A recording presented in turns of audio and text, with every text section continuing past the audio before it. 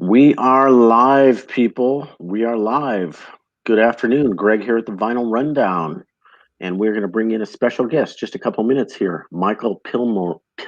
Sorry, I already mispronounced his name. Michael Pilmer, well-known Devo fanatic and the creator of Devo-Obsesso.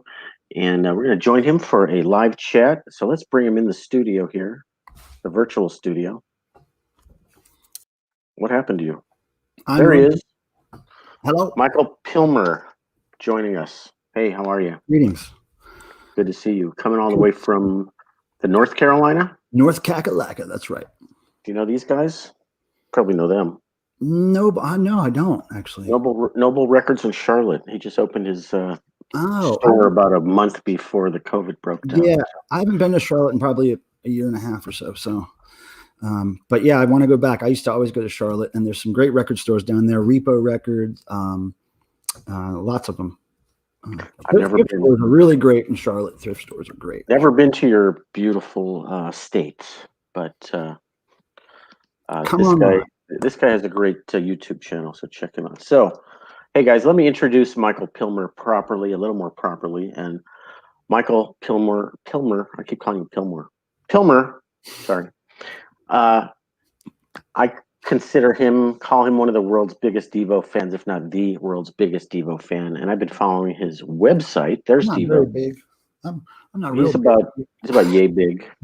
Yeah. Following his website, Devo-Obsesso, scrolling across the screen down there, a great source for all things Devo. And he's been a super fan, and he's actually got a chance to work with the band. He's worked on all kinds of projects with them, books, concerts. The devotional. So anyway, Michael, and you're now doing a lot of stuff with the Dickies. So let me let you talk and quit rambling. Do you want to get us kind of at the beginning? Why Devo? What did Devo do to your brain that they became the main thing for you? Why Devo? That's a good question. Well, it all started with Kiss. You know, I was born in the late 60s, so the 70s were really my year to discover music, and discovered Kiss in the early 70s. Was a huge fan, addicted to Kiss. They were my whole life. I drew pictures of them constantly, and I really liked the fact that they had costuming, and each record they have a different look, and then inside the records, as Kiss fans know, there was always great stuff, catalogs, tattoos, whatever, and really into them. And my love of Kiss led to my love of Cheap Trick and other rock and roll like that.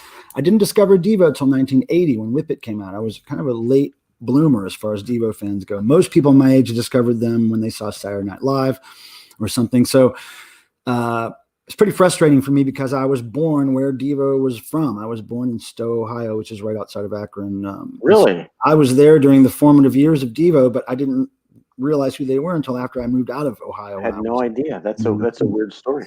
Yeah. So anyway, when I discovered Devo, it really was like, and Devo has called themselves this in past interviews where they call themselves the thinking man's Kiss. And they really were the thinking man's Kiss because they had the costuming, they had this great aesthetic that no other band had. They had great stuff inside their records.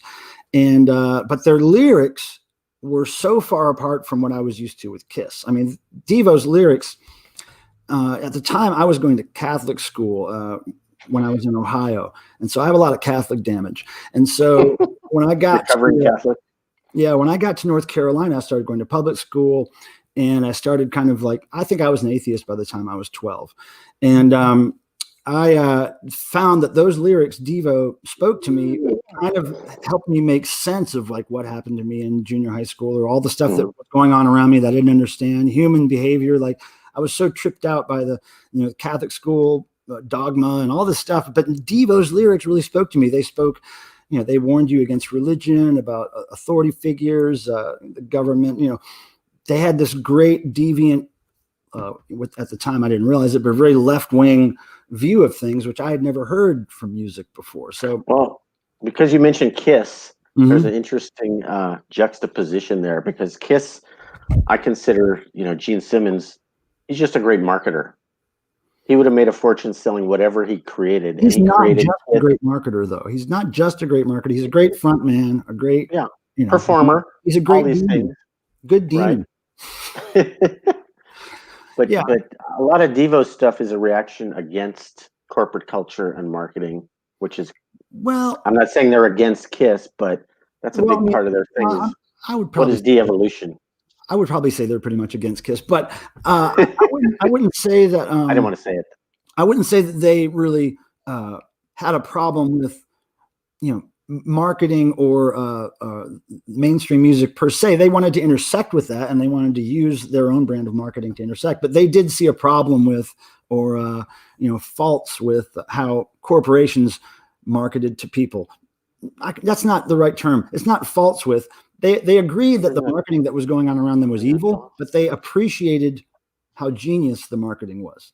Even though the marketing was evil all around them, McDonald's marketing and all the whatever was coming into their ears when they were kids, sugary cereal marketing, they realized that was all bad for you, but they were intrigued by how the marketing worked. So they used their own thoughts and marketed them like cereal, basically. On that topic, I don't want to spend too much time on the culture of Devo, but I think it is significant. Some people consider them the first punk band.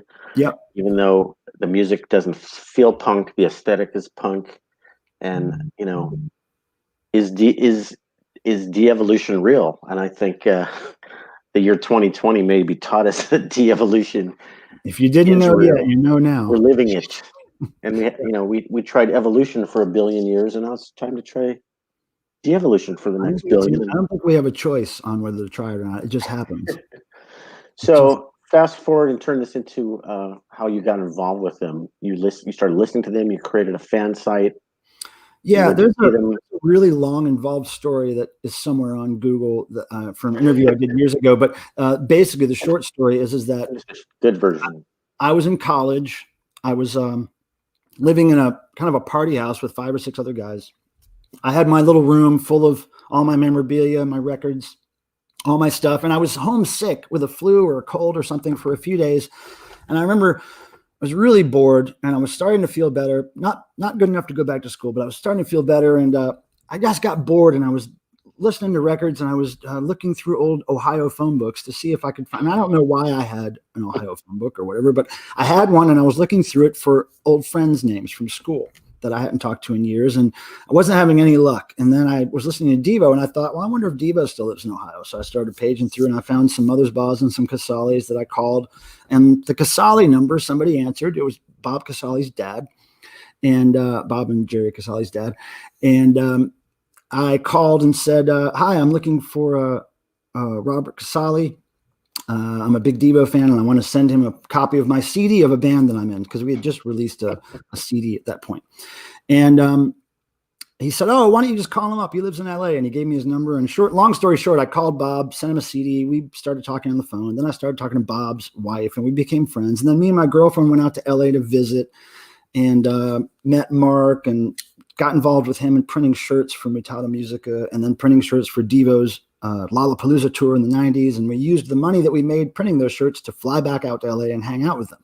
And the Casalis would let us stay at their house. And we just formed this relationship, this friendship. And then I started helping them with things, graphics if they needed it or whatever, just for free, because I had a real job back then. I was a marketing director for a software company. So anyway, we just became friends, and that blossomed into eventually working with them.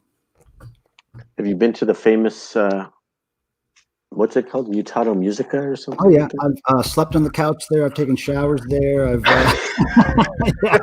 something significant. I don't want to know what else you did there, but yeah, real icon. There's a checklist I could just go down. Would love to. Is that thing still?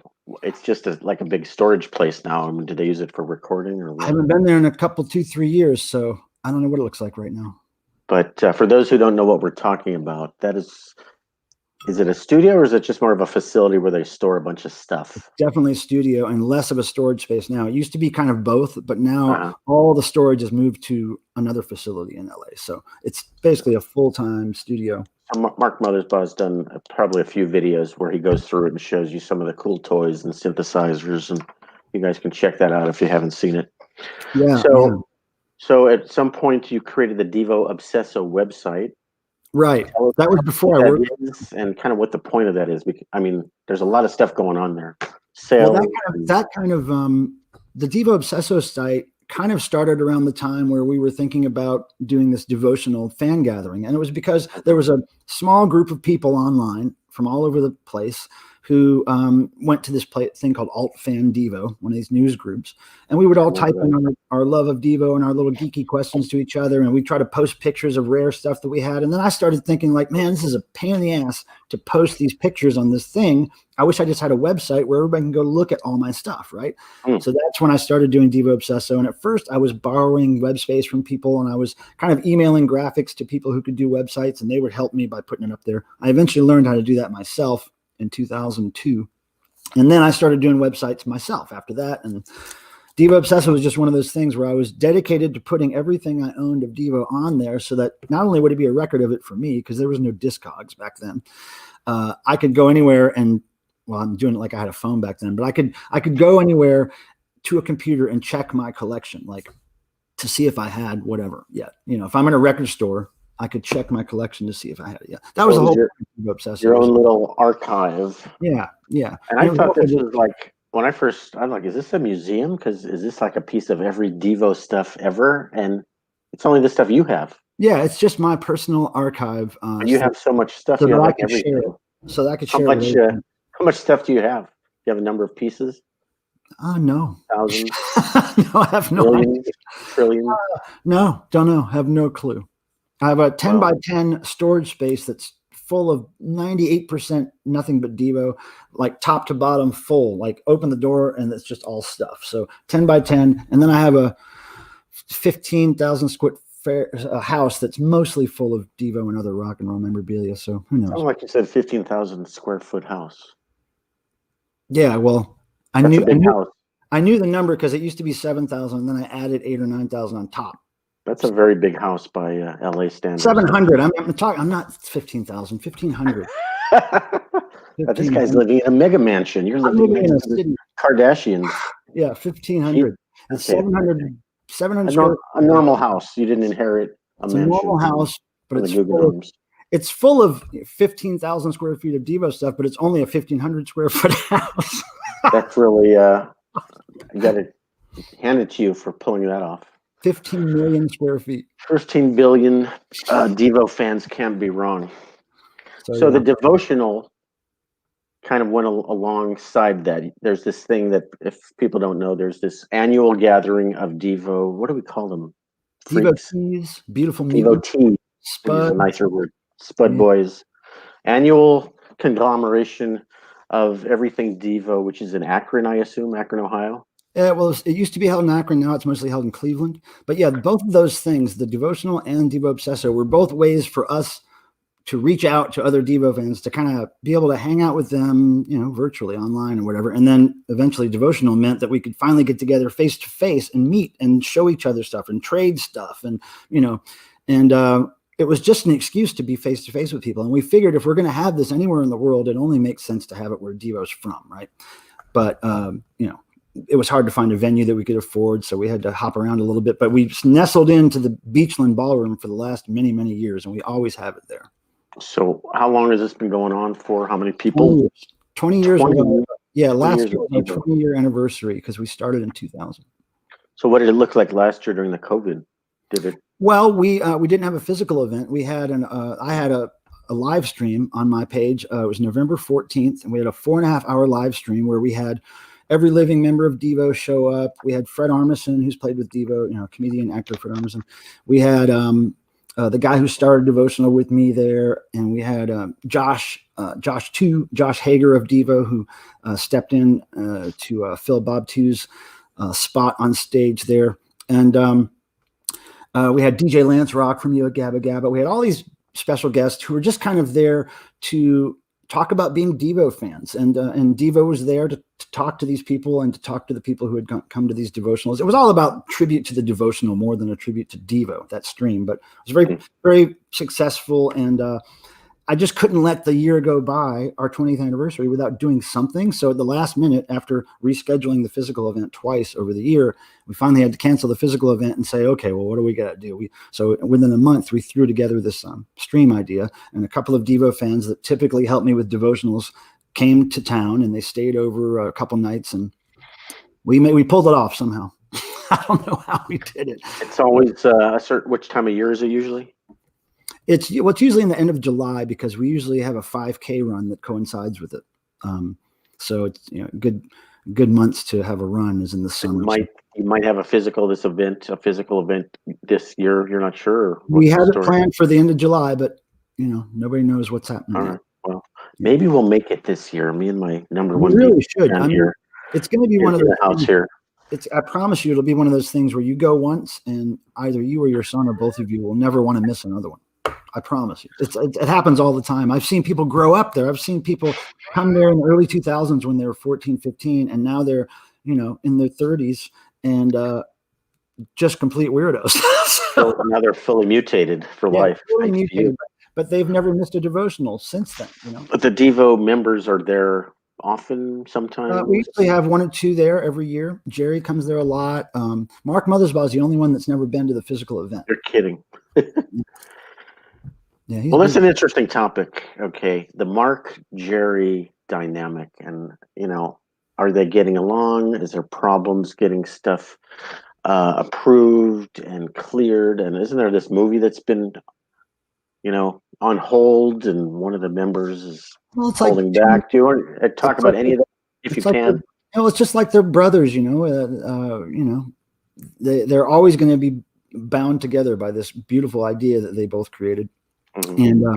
And lived with for many years. So, of course they have their disagreements, but that's what makes these bands so wonderful. It's like if you didn't have Paul Stanley and Gene Simmons, that dynamic working, because they're probably not the best of friends in real life.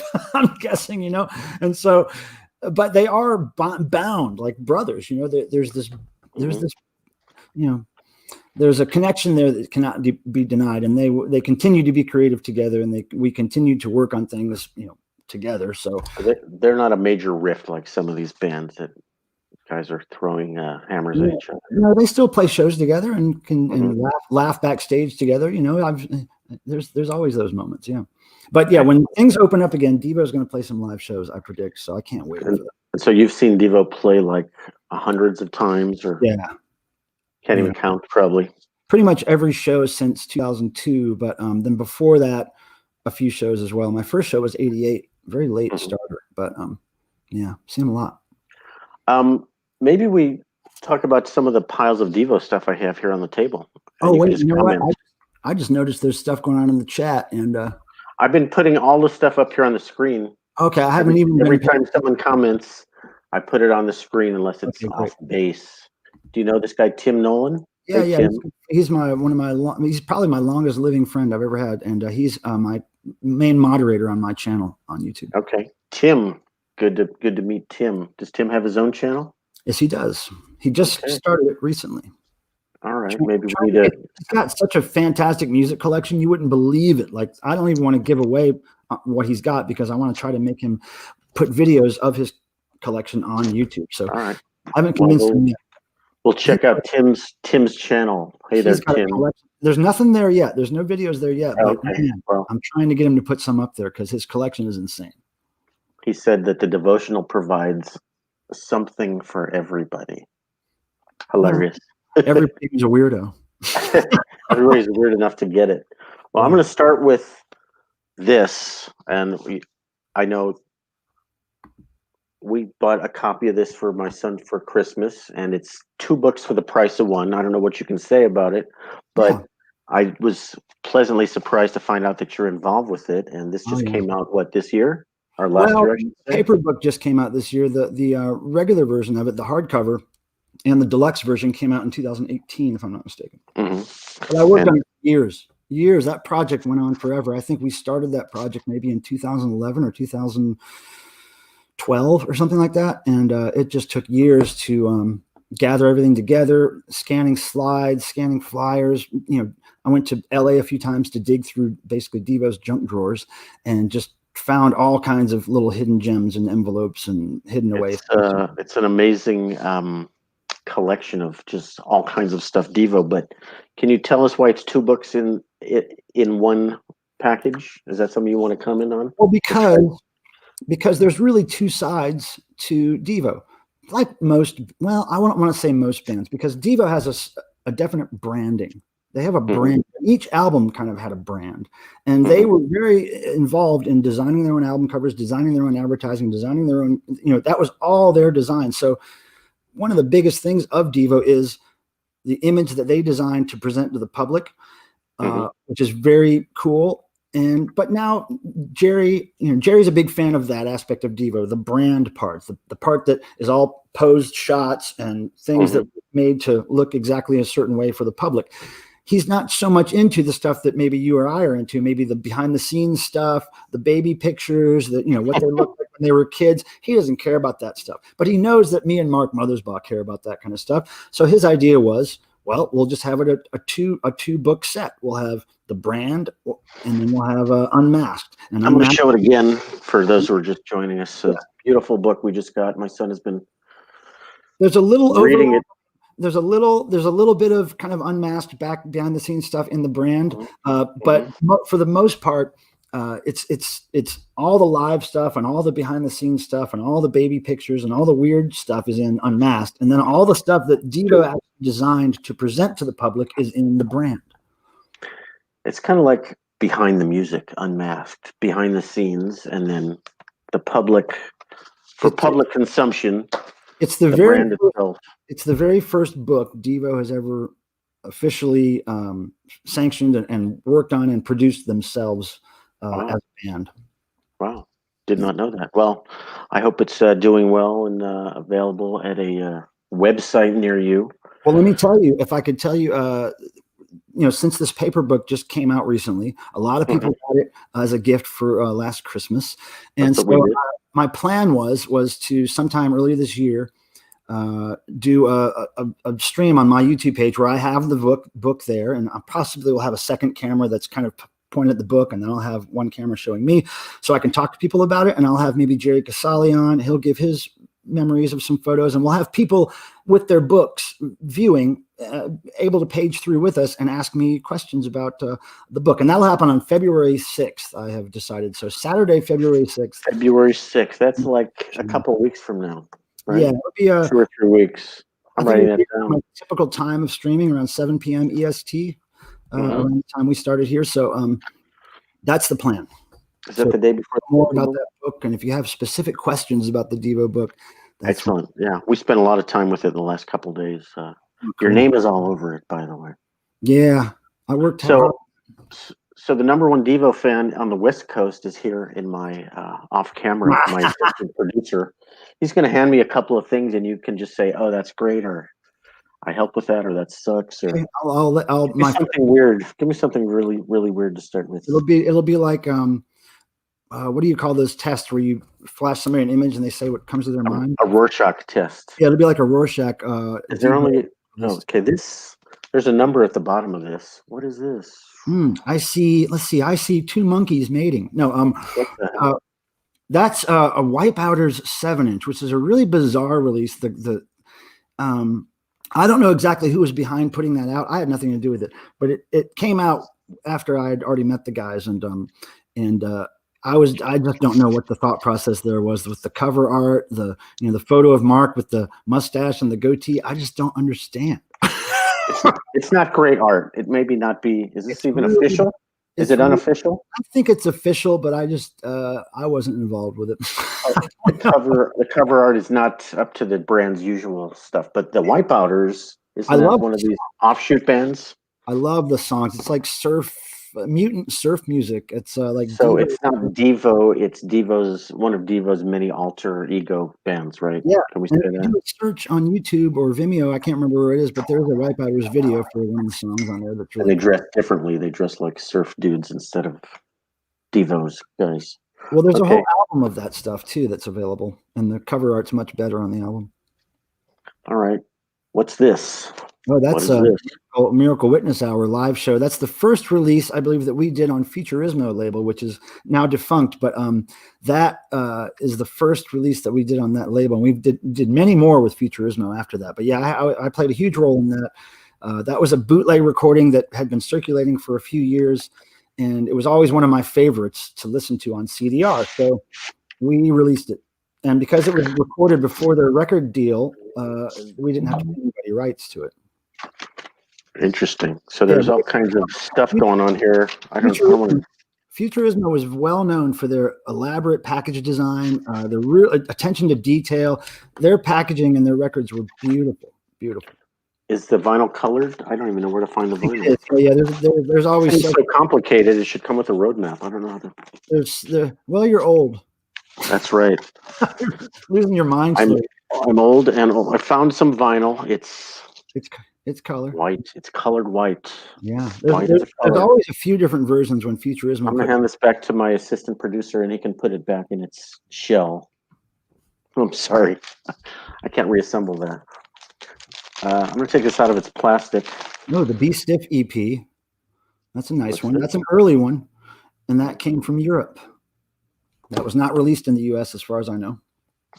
And that is on Stiff Records. And Devo did not authorize that cover art. They that wasn't up to them. I don't know how much they liked that cover art. I think I remember asking them about it one day, and they were just like, "Yeah, we didn't do that. We don't know who came up with that." Well, it's got a kind of a stark German version of Devo, you know. Great. I was kind of disappointed when I found out they had nothing to do with it because I was black and white. It's not bad, but I just learned that Be Stiff and Stiff Records are related. I didn't know. Well, not really. Not really. Devo wrote that song before they got signed to Stiff, and Stiff was just elated when Devo said, "Hey, by the way, we have this song called Be Stiff," and they were like, "Really?" So they kind of ran with it. Was more coincidental. Very coincidental. Okay. He's handing me a record that I know pretty well, but it's a very interesting project. Yep. Love the artwork. Yeah, I was on that tour. I did the graphics. Well, I helped with the graphics on that album. I took some of the photos that you see in the cover, and I'm actually on the DVD of that performance, but they cut my section out of the vinyl edition to make room for all the music. But so. I don't know if you know where all these pictures were, but we saw them in LA at the what was it, the Wiltern? We saw them at the Wiltern, which might be that. I don't know, that one down here. I would have to look into it, but yeah. My son says it's Oakland because this is the Oakland show. Yeah, well, those pictures are from everywhere. Yeah. Those pictures are not from just that one show. Okay. I mean, well, we thoroughly enjoyed the show. It was awesome. Did they have candy cigarettes? Candy cigarettes? He threw them at the audience, if that's what you mean. Great. I have a great story about that. The shtick at the beginning. Yeah, let's hear it. He's going to tell us about the cigarette story. So when we were rehearsing for that tour at Mutado, they were running through the songs, and there's this one song where Mark uses this vocal effect that kind of makes him sound like he's talking with a tracheotomy. And so when they were doing the sound, they were trying to get the sound right. He was like, and so we started making fun of him like he was doing the trach. And so he started talking about cigarettes. Hey, we got these cigarettes. And so he just started joking about cigarettes, Pall Malls, Newports and whatever. And then while we were on tour, maybe less than a handful of shows into the tour, we were in this town who had a candy store, and they had all these candy cigarettes. And Mark saw them and flipped out. Or I think actually a fan found them and went and told Mark about them or something. So anyway, Mark goes to the store and buys their whole stock. Everything the store had, candy cigarettes, we took on tour. And we had exactly enough boxes of cigarettes to last the rest of the tour. I mean, exactly enough. Last show, we threw out the last boxes of cigarettes. That's all we had. So it was just a fluke that those got added to the tour. The first few shows that happened, I think New York, Baltimore, maybe something like that, didn't have the cigarettes because we just weren't part of the show yet. But I think in multiple shows, he started with the same line about the smoking and the lung. Yeah, it was like Jerry would say, "Hey, Mark, can you do the song with the cigarette voice or I forget what he called it, the smoker voice or the tracheotomy voice or something." Yeah. So the cigarettes were always a part of the theme. That's why when Mark found those candy cigarettes, he was like, "Oh my God, perfect." Well, the line is, I got one lung. How does it go? One lung for smoking, one line for breathing, and one line for smoking. That's how it was in that back then. Yep. Yeah. And he's reading the Nixon newspaper. So, yeah. So it was part of my job. It was part of my job to make sure the candy cigarettes, were out at the right spot for Mark to grab them at the right time. Cigarette guy. Yeah, Sean, can you hear everything we're doing here? Stage prop guy in general there. Okay, well, I have my own prop guy who's handing me records. This I bought at Record Parlor in Los Angeles. That's a bootleg. That's a bootleg. Yep. Early demos. Yep, that's a bootleg. There's several versions of that too, I believe. I have no idea who's responsible for that. Huh. Well, there's no label. It just says something about Italy. So bootleg. I didn't realize it was a bootleg. Yeah. What else you got there, young man? Where'd we get this? Do you know where we got this? Oh yeah, that's hideous. Hideous? Man, that is hideous. Is this another bootleg? A whole cluster fudge there, right there. I think the date on that is wrong. 1995 Sundance Film Festival. I wasn't really involved in the DVD, but I don't have a DVD. I wasn't really involved in the. Yes, I do. I wasn't involved in the quality control on that one, so there's a few things wrong with that. Is that an official release? Yeah, but I just was not in the loop on that one until it was too late. Well, we only want to show the quality stuff that Michael helped put together. Well, I mean, what do you got here? Hand me something, por favor. Okay, interesting. Oh, that's an early one. I don't know. How can you see what we're doing here? All I need to see is a little brief second, and I know what it is. Yeah, that's the body bags. That's by famous photographer Moshe Bracha, and those are body bags. I recognize the name. And Devo used those body bags on tour, and when they were doing their early punk shows in LA, they would grab some cute fans, usually girls, and then get them to roll around in those on stage. It's kind of nice label. Now, Moshe Bracha. So he did the photo on. There's a typo. This one. I can't get me no satisfaction. You're saying there's a typo on here? Yeah, if you pull the label, the center label out, there's one of two typos that you'll see. On the credit for Satisfaction. Okay, we're going to super nerd territory here. The credit, what does it say? It says Jagger and Richard, not Richards. Yeah, Richard. That's the typo on that one. Now, there's another version of that same 7-inch where the credits are completely switched. It credits Devo for Satisfaction and the Rolling Stones for the B-side. But yeah, Richard is the 1977. Yeah. So Moshe Bracha has done a couple of projects. Let me pull out the other one. Here you go. Put that away, por favor. Yeah, the hardcore. And, love this stuff too. Yeah, that's more of his beautiful work there. Do I have to put my finger over this? And Bob Casale, there's already gauze tape, and those boobs are fake, so there's nothing. Yeah. Can you show fake boobs on the internet? Yeah, you can. And Bob One actually married one of those girls. Really? Yeah. So this is the band dressed up in the body bags. Yeah, and that's their friends, the girls. This is not a Moshe Bracha photo because this is the olden from days. Akron. Straight out of Akron. Yeah, early days. What happened to the Moshe Bracha guy? Is he well known? I mean, I only know him from the Devo stuff. He's a very famous photographer. Israeli, I think, right? Mm-hmm. I think so. And he did both of these, I guess, right? He does great work. I'm sure if you Google him, you'll see a bunch of cool stuff. Okay. And that hardcore stuff is, I mean, that's just some of my favorite stuff I discovered late in the game from Devo, you know. Of course, nobody knew about that stuff till 1990, really, you know. Fans mind. Yeah, it's kind of to take somebody who doesn't know Devo that well and expose them to that stuff. It's like a whole because people expect mind blowing. You know, people expect to hear really nerdy, geeky robot music. When they put that on, it's nothing but rock and roll. You know.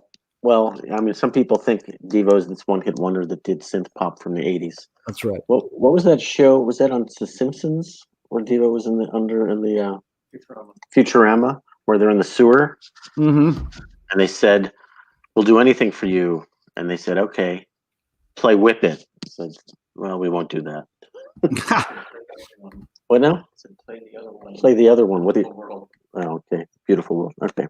This just came into our house in the last couple of weeks. Who is Access 2084? Do you know them? No. They're saying some funny stuff in the chat. I was just trying to read some.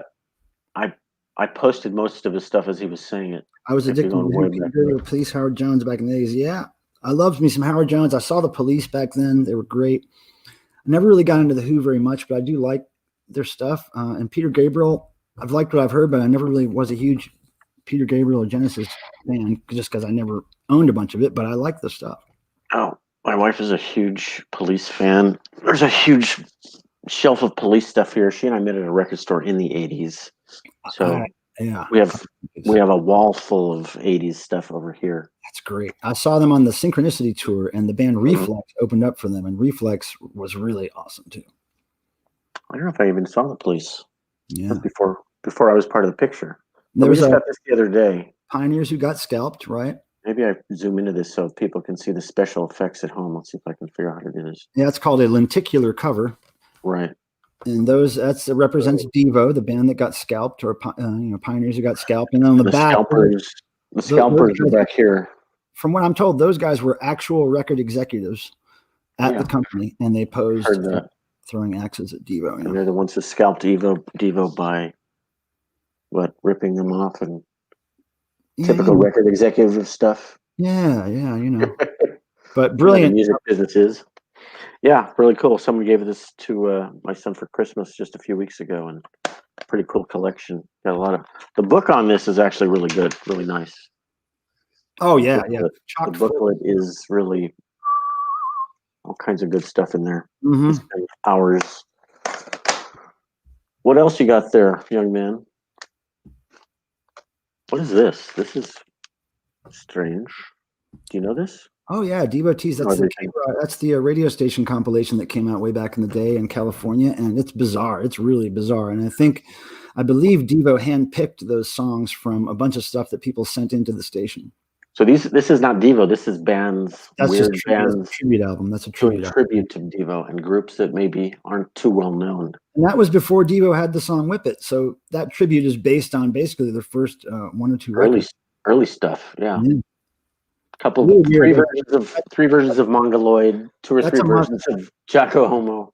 I would consider that a must-have if you're a Devo fan collector. Well, we have it, so there you go. It's great. It's hard to find. K-Rock. Do you know K-Rock FM? Oh yeah, because that's that was our new wave station. Rodney on the Rock, K-Rock. Right. Yeah, Rodney Bingenheimer, Richard Blade, all those people. I met Rodney at a Devo show or two. He's nice. He's nice enough. Yeah.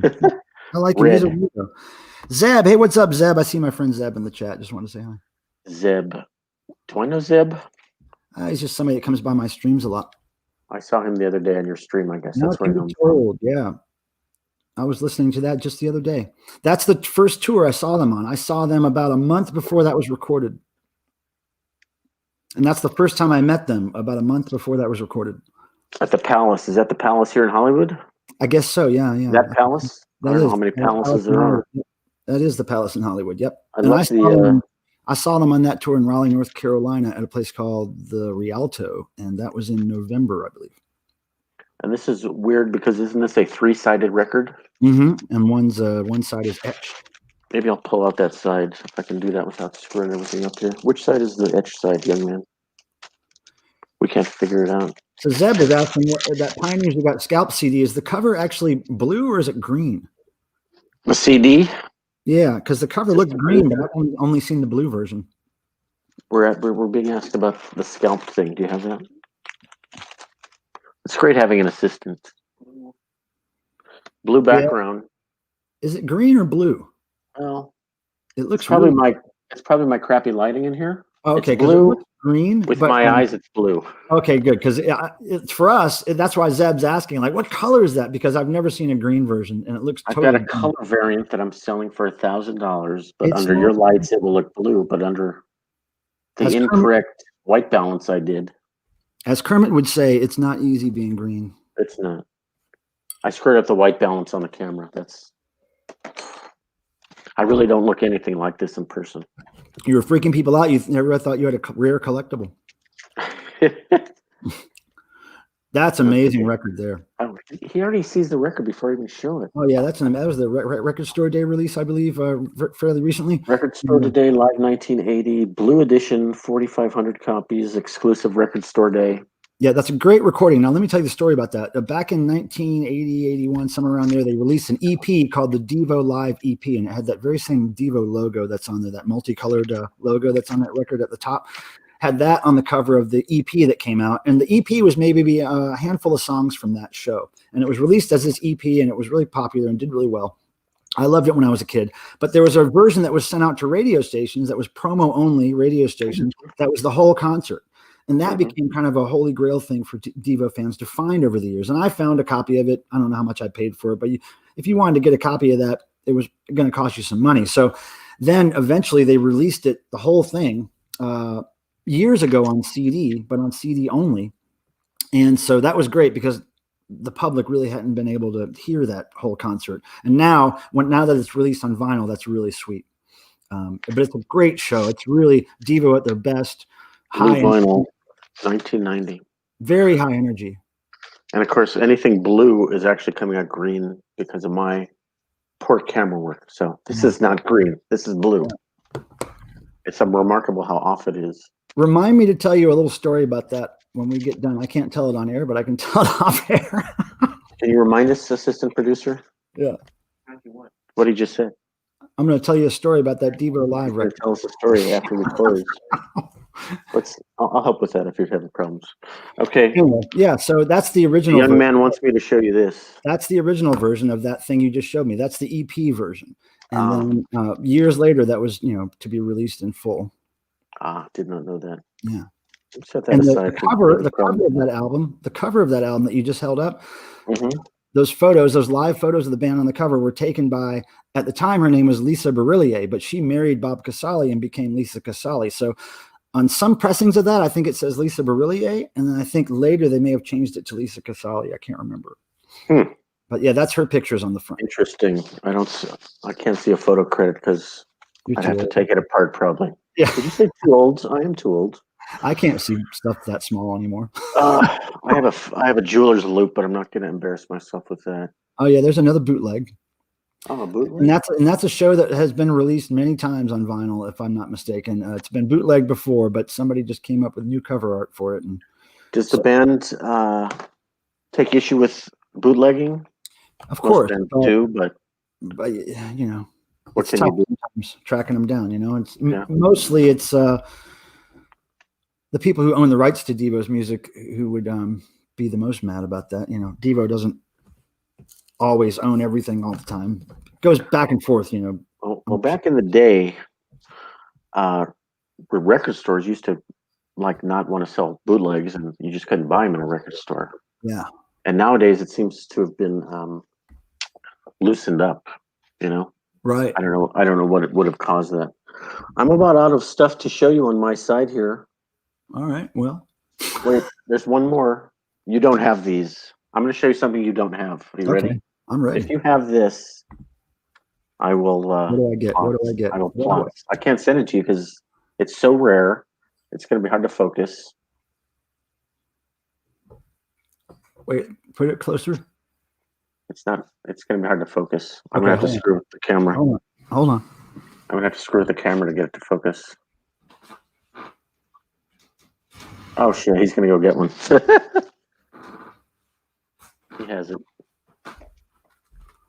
Were you able to fix that record? There you go. Okay, Sean, can you see what he's showing on screen here?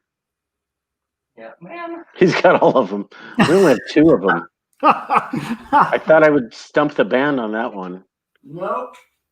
Folks, for those of you watching at home, let me pull out of that close-up before you. And it's just weird that I was able to grab that because that, out of 10,000 pieces, you found it. So these are a glass case next to me. So it's kind of hard to imagine that the jukebox era overlapped with the Devo era at all, but I guess. Yeah, well, there it is. There's the proof. We're still going out there. Okay, that's all the stuff on our side to show. What haven't I asked you about, or do our let me ask you this. Fans want to ask us anything? Yeah, ask them if they want to ask anything. But I wanted to ask you. So, why did you invite me to be here? How did you first know who I was, or what's the deal there? Why Michael Pilmer of all people on the planet? Our love of Devo in this household has kept us going back to weirder and weirder stuff. and getting to see them live, and always looking for unusual presents like that for my son, who gets everything he wants. Yeah. And then I saw you pop up on YouTube on the so-called vinyl community. Oh, okay. I'm like, oh, this is that guy. Yeah, cool. That Devo-Obsesso website that we've been looking at for years. There's my cat's butt. I enjoy that. There's a real guy behind it, and he's accessible, and he's he's out. We can talk to him, and he'll let us hang out with him. My cat is bent on like moving the camera right now. Hold on, I'm trying to keep her away from it. She's trying to rub her face on the camera. And I've never revealed this before, but in high school, my family had a cat named Devo. Really? It's true. Devo? My little brother, of all people, and I'm not saying he's a huge Devo fan, but we had a black cat here in Los Angeles, and it was named Devo. Wow. So nice. Jerry and the Jihad. I had a question. Sorry, cat? I had a cat named Kiss when I was little. You had a cat named Kiss? Not Gene or Paul? No, just Kiss. It looked like Peter Criss. But Peter Criss was the cat but the modeled after Peter Criss, or was Peter Criss named after your cat? Yeah, Peter Criss is named after my cat. That makes sense. No, the band Kiss was named after my cat. Question about Jerry and the Jihad. Is there a repress coming in the future? That would be great. That would be great. A side project where Jerry Casale dressed up like Jihad Jerry. Yeah, he was great. He showed up in public like that at a few events. He came to the devotional like that and performed as Jihad Jerry. Yeah, I really hope that gets released on vinyl. That would be super cool because the CD has been out of print for so long. If we can convince somebody to do that, that would be. So he just did one record with that get up. Right. That's right. Now, there's a whole politically incorrect, controversial thing about dressing up as a jihadist. There's a whole politically incorrect thing about being in Devo. But I'm going to tie that into something else Jerry did, which was the famous birthday cake incident. Oh yeah, it wasn't Jerry's doing actually. Wedding cake. That was a gift from a well-meaning friend. Okay. And, Jerry kind of unveiled it on screen. Well, it was somebody from TNC or what's that? TMZ. TMZ. Yeah, it was somebody from there. Had a person in the, I guess, where they paid somebody to give them footage. I don't know. It was a guest at the wedding that filmed it. And Jerry, from what I heard from Jerry and his wife, they were kind of like, like, why did this guy? What the hell is this? Yeah, like, so they were trying to be nice and pose with it, like, oh yeah, here. But I think they were like, what kind of weirdo would? And they it was kind of almost a gotcha journalism thing. Well, it was done in the thinking that the weird deviant sense of humor of Devo would appreciate that, which they might have if it wasn't their wedding, or I don't know. It was probably a very uncomfortable moment for everybody. It looked like it. So for those that don't know, was it a birthday or wedding? I'm still. It was a wedding. It was a wedding. And the cake was like a 9/11 Towers cake or something. And they gave out box cutter as gifts. Like everybody had a box cutter, which is, I mean, it was in bad taste, but you got to admit it was pretty ingenious to come up with a cake. Yeah. That was, I mean, how much work and planning went into that? I don't know, but it was just a little off the mark. We're not really sure what they were going for there. They were going to be offensive and funny, and I think they were just ties in with the Jerry the jihadist thing a little bit there. Yeah. Okay, I don't know what this comment means. Der means animals and are expensive in. Yeah, are they having their own conversation over there? That often happens to me in my chat. I can't pay attention to what's going on. Oh, this relates to the previous thing about a cat named Der or something. I can't keep term. Oh wait, trying to control this thing. Peter Graves from. Peter Graves is here. Hello, Peter. How are you? That's another good friend of mine from YouTube. It's not Peter Graves from the movie Airplane. I don't know that Peter Graves. No, this is a different Peter Graves. This Peter Graves here, the Peter Graves in the chat is, you've always, when you were growing up, there was probably somebody like him in your neighborhood. He's the guy that gives out full candy bars for Halloween, like full size candy bars to the kids. That's nice. What state do I have to go to pick those up? Yeah. Where is that? Oh, that's Arizona, Peter Graves. Arizona, yeah. I'm probably not going there for Halloween this year. Come on. He gives out full candy bars, though. Well, it'd be worth the trip. if I could get one for each member of my family, we might. Yeah, he's totally cool with that. Peter Graves was the pilot in Airplane who said, "Bobby, have you ever? How does it go? Do you like movies about gladiators? I don't watch movies at all. I have no Airplane? idea.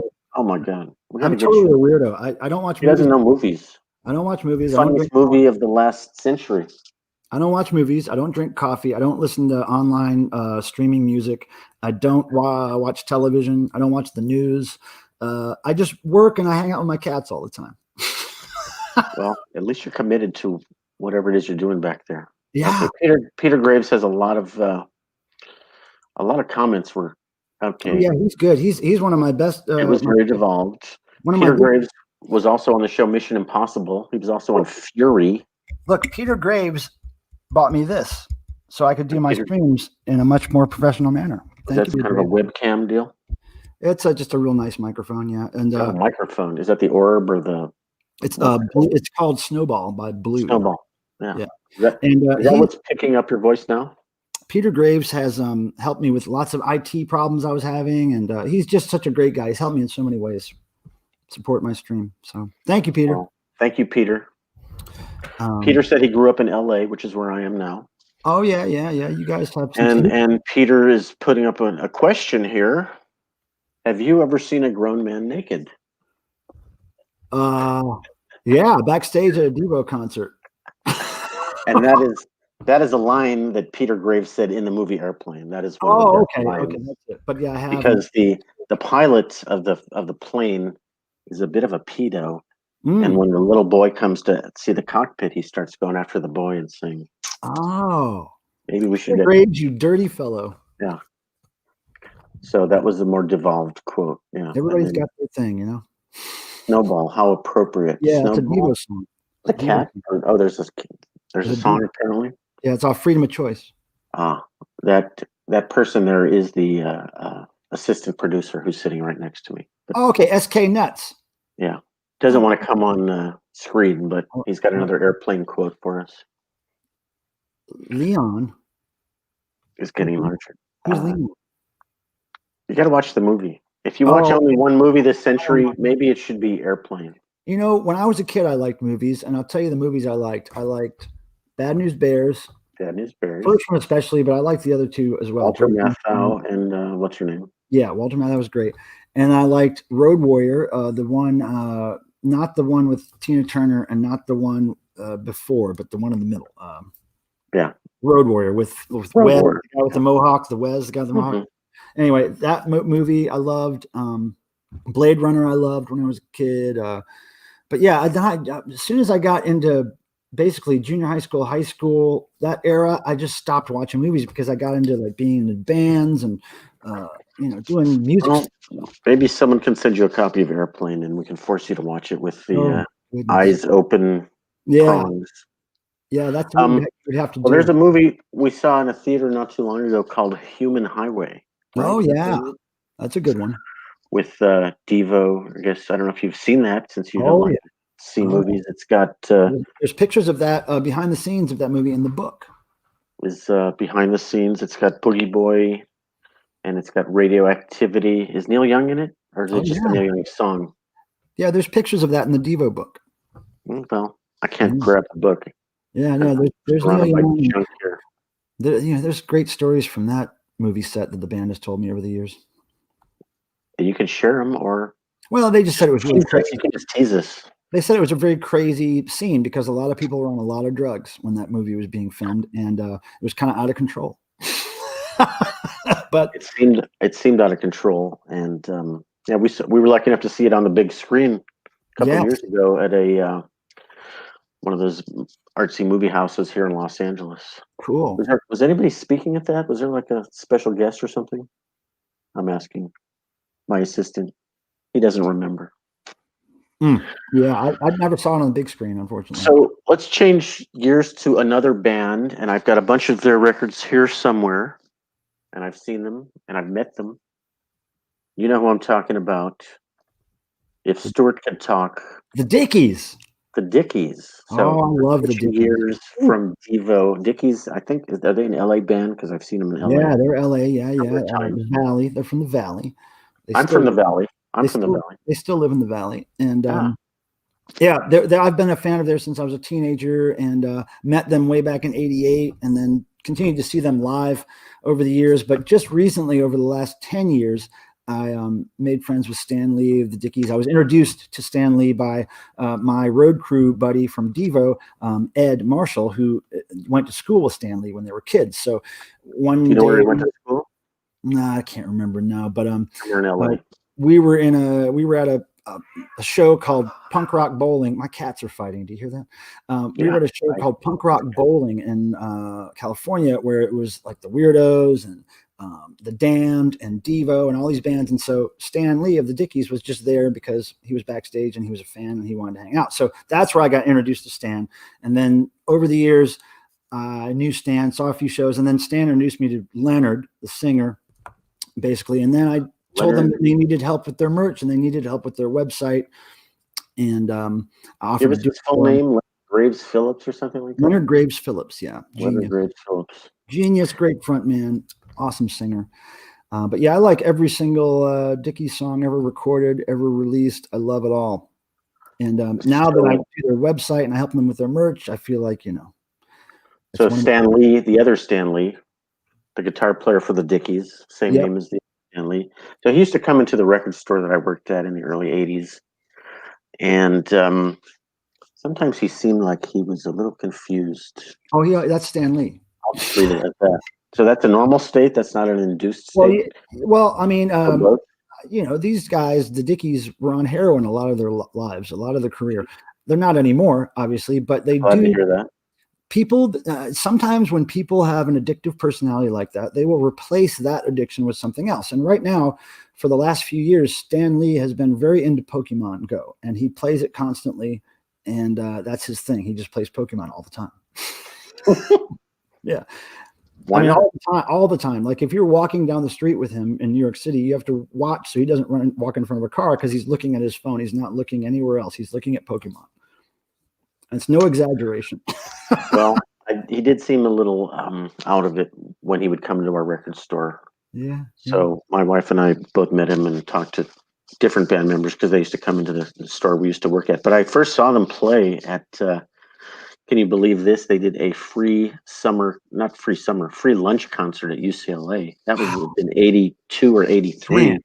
And I was lucky enough to, as a student there, you look in the paper and, oh, there's a concert today. Who, the Dickies? Yeah, I guess we could go see them while we're eating our sandwich. The lucky Dickies, that you saw that. Man. REM, Violent Femmes, just like, that was the best part of me going to UCLA, seeing bands like that. I would have loved to have seen something that early, but I was lucky to see them in 88 at a small little club in Charlotte, North Carolina. And that was around the time I probably discovered them maybe 2 years before that. So, yeah. Great band. Do I have the records up here? I would have to bend down to get them. I just picked up a Don't hurt yourself. I don't want to hurt myself. I meant to bring it in from the other room. I just got a colored copy. Is it yellow? Incredible Shrinking Dickies? Wow. I think it's yellow or red at an estate sale for $1. When? How long ago was that? In the last 2 months. No way. I did a video where I just came home and said, guys, here are 20 records I just paid $20 for. What? And that was one of the prized possessions. Oh my God. Yeah, I'm a total Dickies collector. I'm a total completist as far as that goes. So I saw a garage sale on Facebook records. I came back with 20 records. God, I can't believe it. The Beehole Surfers is in that pile, but a lot of weird stuff, jazz and classical. And butthole's not a bad word. Okay. You said it, not me. But then I said, well, whoever's having this garage sale's got such a weird collection of music. And the lady said, oh, yeah, my husband builds tube amps. And wow. Okay, so I interviewed him, and he's kind of a nerdy engineer guy. And he kicked over his camera in the middle of the interview. Took 5 minutes. Just because he's so back online. just because he's comfortable. He wasn't comfortable being on camera.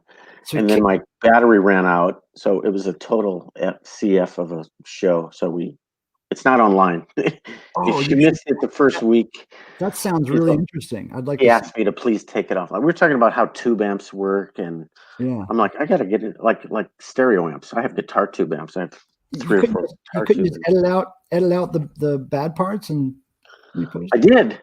Oh. And after I put it online, he still asked me to take it offline. Oh man! But you got some good records out of him. Yeah, I got 20 records for $20, and that I could find that for $1. Amazing. What can I tell you?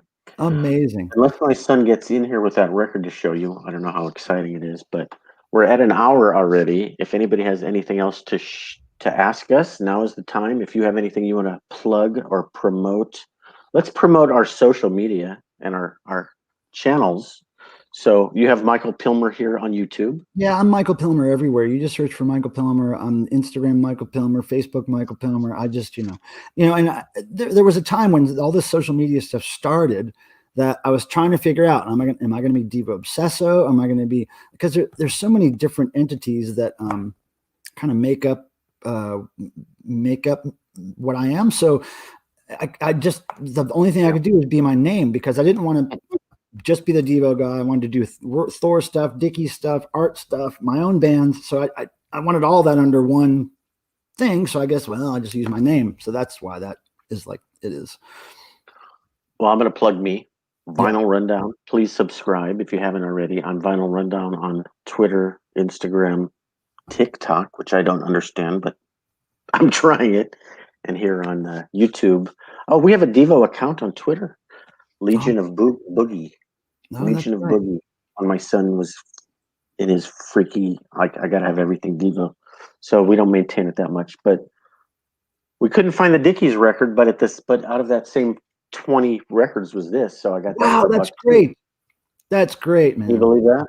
Yeah, man. I totally forgot about this one. What great condition too. Yeah, this is in actually better condition than the Dickies, but the cover is perfect shape. $1. Can you believe it? Hey, keep your eye on those garage sales. Thank you. I do, believe me. Thank you, young man. Hey, thanks. Thanks to Darren Zwengle's here. He's another great supporter of my channel. Darren Zwingle is awesome. His whole family, comes and hangs out, and they're all great. I love them. The Darren Zwingle. Thanks for being here, friends. The only Darren Zwingle. So you also usually do a live stream on Thursday afternoons? Every Thursday at 7. Every Thursday at 7 Pacific time. 7 Eastern time. And that's where I watched you a couple of weeks ago and thought I should see if this guy wants to be on my channel. So yeah, cool. Well, that's probably what kicked me over the edge there. I appreciate the invite. We should stay in touch and maybe do some more collaborative. Maybe we could, do record themed videos together or something. Or happy to do that. Always looking for more content, as they say. And if you have stuff to promote, you got your own channels as big as mine, but I don't mind. Yeah, and we'll work together. When you come out to LA and when we come to the devotional, and my son wants to meet all the guys in Devo. So that's the end game here. He's a smart guy. He's pretty smart. He's on the Dean's list again for a 3rd or 4th time in college. So shout out to the young man.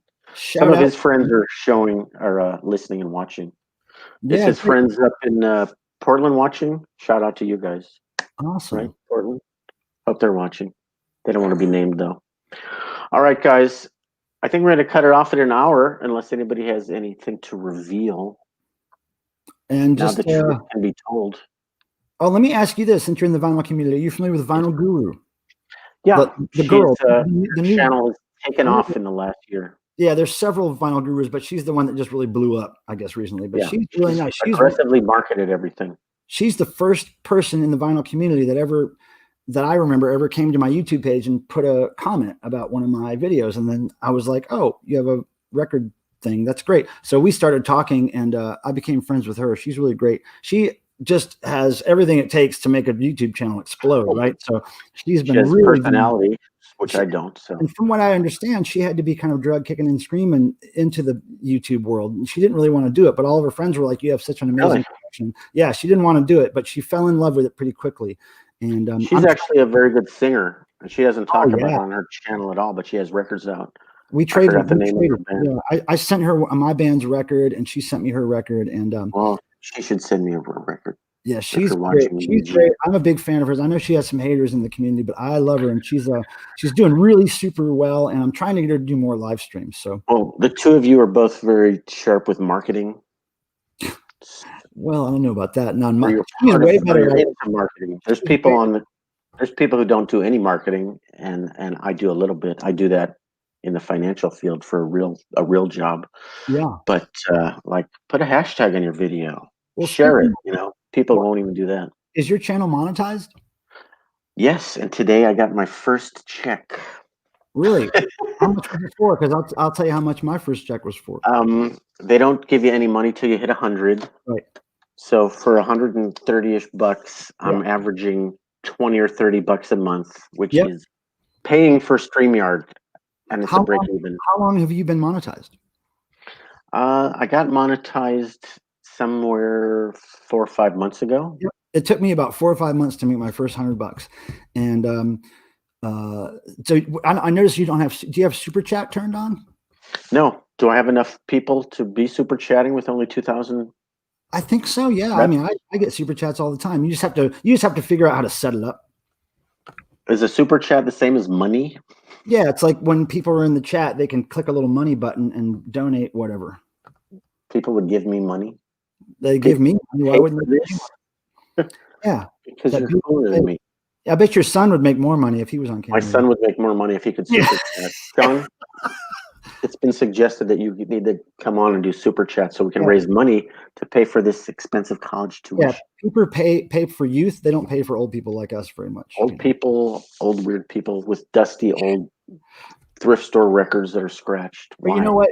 In all seriousness, you will find that that you'll have some wonderful supporters who support your passion, and I have a handful of them that really, really make my YouTube presence possible because the few little super chats I get here and there really do help. Like you said, $25 a month pays for a upgraded StreamYard channel or whatever. I got a microphone from one of my viewers. I got a new camera. It's like they'll support you. So you should do whatever you can. I have some great ideas, guys. He wants my fans to start sending me stuff. Stuff. I've got records from people where I've interviewed them. They've sent me the record as a review copy or as a thank you copy. Stuff like that. And I'm actually doing a promotion on the vinyl tag thing right now. You did a vinyl tag video. And let me just tell you, since if you haven't watched my video, I said anybody who's brand new to this, your vinyl tag 2021 is your first video and you're a newbie and a new collector, I will promote it and I will send you a care pack of records. Now, see, I told my friend Tim about that because although he's not a new collector, he has never done a video on YouTube about his collection. So I told him, I was like, look, this guy Glenn is offering a box of records if you want to do your first video. So yeah, my friend Tim Nolan, I'm trying to get him to do his first video so he can enter that contest. I'm Greg, not Glenn. I just want you to be clear. Greg, sorry. I called you Michael. 1,500, Greg, Glenn, whatever. Glenn is my evil twin who pops out of my stomach once a year. It's the double G's that threw me off. 3 G's, one at the beginning, 2 at the end. Double G's at the end threw me off. I read that as Glenn for some reason. I got it.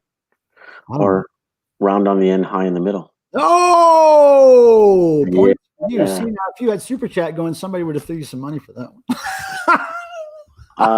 I'll give you my PayPal and you guys can jump right on. You like that one? You never know what the audience is going to love. That's something great. As the name is round on the sides. Well, it's been a pleasure talking to you. Michael Pilmer, thank you so much. And last quote of the night is from Darren. Wild crowd's going to be wild when live music is allowed again. Yeah, but you're going to be like effing in your car. There's going to be no such thing as marriage after this thing lifts. Everybody's going to be cheating on everybody, and it's going to be sex in the streets is what it's going to be. Wherever you can get it. Yeah, some real Hugh Boone action. Do you know about Hugh Boones? Yeah. We talk about Hugh Boones here in the family a lot. Genetic experiment. Half man, half monkey. That's right. All right, guys. Thank you all for watching. Don't forget to subscribe to Michael Pilmer and Greg here at the Vinyl Rundown. We're going to sign off. Have a great Saturday. Cheers everyone. All. Cheers. I didn't bring anything to cheers with coffee. All right. That's a good one. It's been fun, Glenn. It's been real, Mickey. Mickey Casali. All right, brother. Thank you, Darren, and everybody else. Darren. Bye, everybody. Thanks for coming, everybody. I appreciate it. Bye-bye.